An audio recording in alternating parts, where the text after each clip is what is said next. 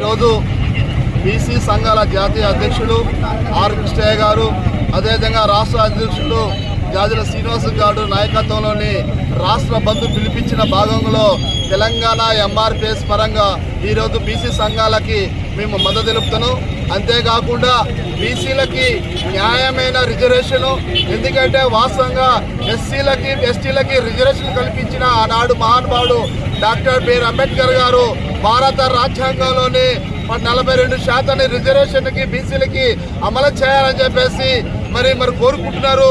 మరి doctor BR Ambedkar గారు కూడా బీసీలకి రిజర్వేషన్లు కల్పించాలి. వాళ్ళ రాజకీయం కానీ ఆర్థికంగా కానీ ఈరోజు బీసీలు దాదాపు 117 కులాలు ఉన్నాయి కాబట్టి వారికి న్యాయమైన రిజర్వేషన్ కల్పించాలని చెప్పేసి ఎంఆర్పిఎస్ పక్షాన మేము డిమాండ్ చేస్తున్నాం. అంతేకాకుండా మరి జయలలిత మరి పక్కన ఉన్న తమిళనాడు రాష్ట్రంలోని ఆమె 42% రిజర్వేషన్ కోసం పార్లమెంటు సమావేశంలో పోరాడి తీసుకొచ్చిన ఘనత మన పక్కన ఉన్న రాష్ట్రానికి జయలలితకు దక్కిందని చెప్పేసి ఈ సందర్భంగా తెలియజేస్తున్నాం. అంతేకాకుండా ఈ రాష్ట్ర ముఖ్యమంత్రి మరి రేవంత్ రెడ్డి గారు మరి బీసీలకి 42% రిజర్వేషన్ కల్పించాలని చెప్పేసి అసెంబ్లీలోని చట్టం తీర్మానం చేసింది.